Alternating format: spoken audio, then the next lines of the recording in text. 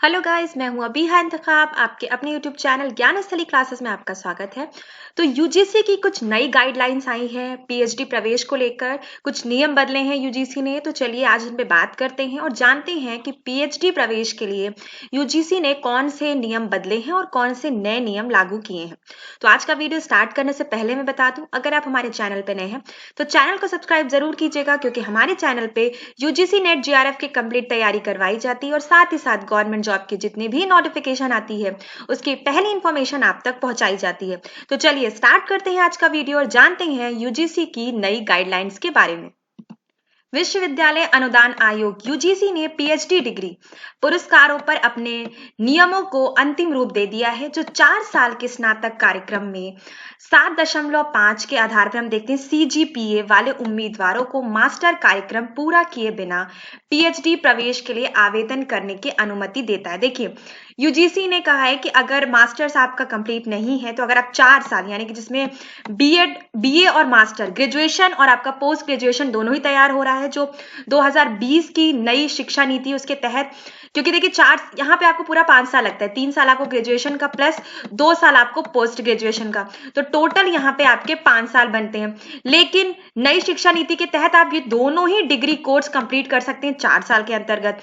तो आप इन 4 साल के बाद जो आप अगर पीएचडी करना चाहते हैं तो यूजीसी की तरफ से कहा गया है कि आप पीएचडी कर सकते हैं, किंतु आपके ये सीजीपीए आपका ये जो अंक है ये होना चाहिए 7.5 आपका होना ही चाहिए सीजीपीए में, तभी आप आवेदन कर सकते हैं।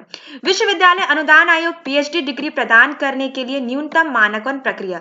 अभी बच्चे सोचेंगे कि अगर इनसे कम मार्क्स आते हैं तो क्या करेंगे, उनके बारे में मैं बताती हूँ अभी कि अगर आपके इनसे कम नंबर आते हैं तो आप कैसे अप्लाई कर सकते हैं और क्या करना पड़ेगा आपको, इन सब पे आज बात करते हैं हम। वीडियो के लास्ट तक बने रहिएगा क्योंकि आपको बहुत सी चीजें नई नई पता चलेंगी आज। विनिमय 2022 जून के अंत तक घोषित होने की संभावना है। देखिए, ये आपका जो है ये 2022 की जो जून का महीना है उसके अंतिम तक, यानी जून के महीने के अंतिम तक घोषित होने की संभावना है। और आगामी 2022 और 23 जो 2022 और 23 का जो शैक्षणिक सत्र आपका चलेगा उसमें ये लागू भी हो जाएगा, यानी लागू कर दिया जाएगा, अभी लागू नहीं है। तो 2022 और 23 का जो शिक्षा सत्र चलेगा आपका, जो उस साल आपके कोर्सेस स्टार्ट होंगे उस वर्ष आपका ये लागू होगा 2022 और 23 में। ठीक है, तो ये आपके 4 वर्ष का जो कंप्लीट आपका ग्रेजुएशन और पोस्ट ग्रेजुएशन कराता है उसके तहत आप पीएचडी कर सकते हैं। यूजीसी के द्वारा ये जारी किया गया है, क्योंकि सरकार की जो शिक्षा नीति थी उसमें कहा गया था कि आप ग्रेजुएशन और पोस्ट ग्रेजुएशन दोनों एक साथ कंप्लीट कर सकते हैं। ऐसे 5 साल लगता है बच्चों को, लेकिन ऐसे आपका 4 साल में कंप्लीट हो जाता है। आगे बात करते हैं यूजीसी रेगुलेशंस 2022 के अकॉर्डिंग। तो यूजीसी रेगुलेशन जून के अंत तक प्रकाशित होने और 2022 और 23 में प्रभावी होने की उम्मीद है। जो छात्र 4 साल की यूजी डिग्री पूरी करते हैं वे हाल के विश्वविद्यालय अनुदान आयोग के निर्देशों के अनुसार अध्ययन के अपने पसंदीदा पाठ्यक्रम में पीएचडी करने के लिए सीधे आवेदन कर सकते हैं। इस निर्णय से छात्रों को शोध में आरंभ करने की क्षमता में सुविधा होगी। पीएचडी में दाखिला होने से पहले पीजी या एमए की डिग्री की आवश्यकता होती थी, ठीक है, लेकिन कई केंद्रीय विश्वविद्यालयों ने एमफिल की डिग्री खत्म कर दी है। देखिए, पहले एमफिल भी कंप्लीट होना चाहिए तभी आप पीएचडी कर सकते हैं, लेकिन अभी तो बहुत से जो सेंट्रल यूनिवर्सिटीज हैं उन्होंने एमफिल की डिग्री खत्म कर दी है।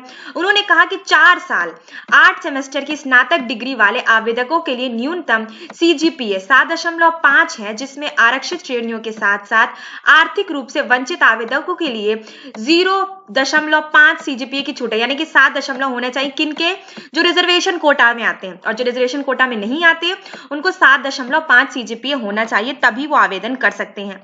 चलिए आगे जानते हैं डिटेल में हम। अनुसंधान पारिस्थितिकी तंत्र में सुधार करने के लिए 4 वर्षीय स्नातक के साथ एक शोध झुकाव को पीएचडी करने के लिए प्रोत्साहित किया जाना चाहिए। इस कारण से यूजीसी 4 साल के यूजी छात्रों को अनुमति देता है जिनके पास 7.5 या उससे अधिक का संचयी ग्रेड बिंदु औसत है।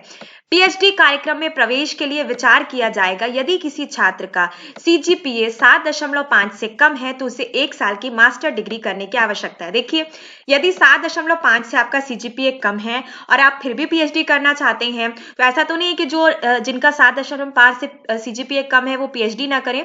उनके लिए यूजीसी ने एक शर्त यहाँ पे रख दी है कि उनको 1 साल की मास्टर डिग्री करनी पड़ेगी। ठीक है, देखिए, अगर आप 4 साल में कंप्लीट करते हैं, जिसमें यूजी आप कंप्लीट करते हैं, जिसमें आपका पोस्ट ग्रेजुएशन का भी सिलेबस जुड़ा होगा, तो उसके बाद भी अगर आपके कम मार्क्स बनते हैं तो 4 साल की आपने ग्रेजुएशन डिग्री कंप्लीट कर ली नई शिक्षा नीति के तहत 2020 के, और फिर भी आपके कम मार्क्स बनते हैं तो आपको 1 साल की मास्टर डिग्री यहाँ करनी पड़ेगी, सिर्फ 1 साल की मास्टर डिग्री करनी पड़ेगी।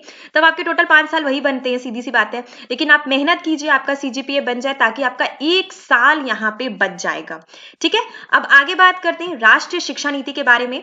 जो एनईपी नेशनल एजुकेशन पॉलिसी के तहत शुरू किए गए इसको, जो ये वाला कोर्स है FYUP को बढ़ावा देते हुए नियमों में कहा गया है कि 4 साल यानी कि 8 सेमेस्टर आपके बने कि स्नातक डिग्री के बाद प्रवेश पाने वाले उम्मीदवारों के पास न्यूनतम सीजीपीए आपका 7.5 की छूट पेशकश करते हुए SC ST OBC अलग अलग विकलांग और आर्थिक रूप से कमजोर यानी कि EWS वर्गों के उम्मीदवारों के लिए 10 के पैमाने पर 0.5 सीजीपीए स्कोर होना चाहिए। यानी कि आपको यहाँ पे काफी ज्यादा छूट नहीं मिलती, लेकिन फिर भी ठीक ठाक छूट मिलती है।